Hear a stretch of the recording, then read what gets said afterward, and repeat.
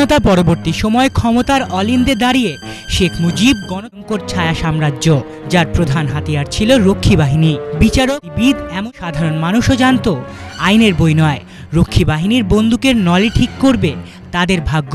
যেন নতুন জন্ম নেয়া রাষ্ট্রের বুকের উপর চাপানো হয়ে অদৃশ্য পাথর, যার ভার জাতি বহন করছে আজও।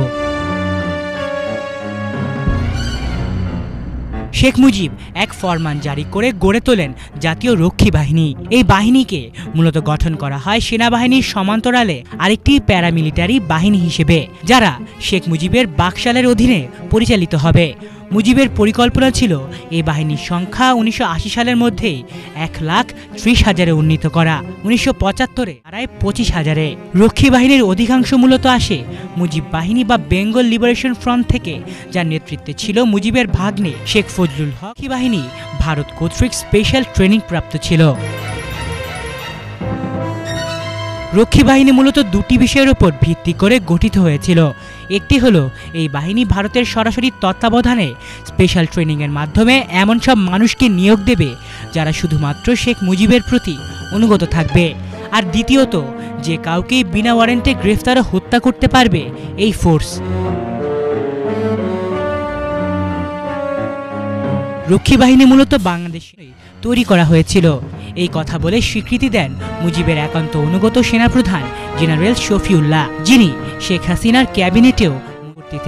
রক্ষী বাহিনীর কার্যক্রমের মধ্যে ছিল বিচার বহির্ভূত হত্যা, গোপন কাউকে উঠিয়ে নিয়ে ডিটেনশনে রাখা এবং সেই গুম বা খুন করা ব্যক্তিকে দেশের কাছে দেশদ্রোহী হিসেবে ট্যাগিং দেয়া।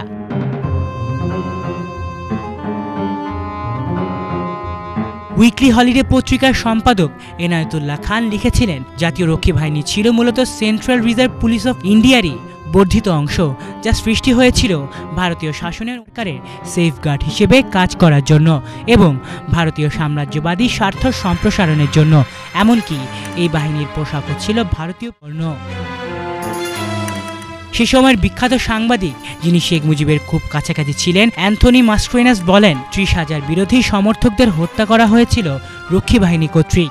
এর মধ্যে ছিল 6,000 জাসদ সমর্থক, 10,000 সর্বহারা ও সাম্যবাদী পার্টি সমর্থক, 10,000 মুসলিম লীগ এবং জামাতে ইসলামের সমর্থকদের।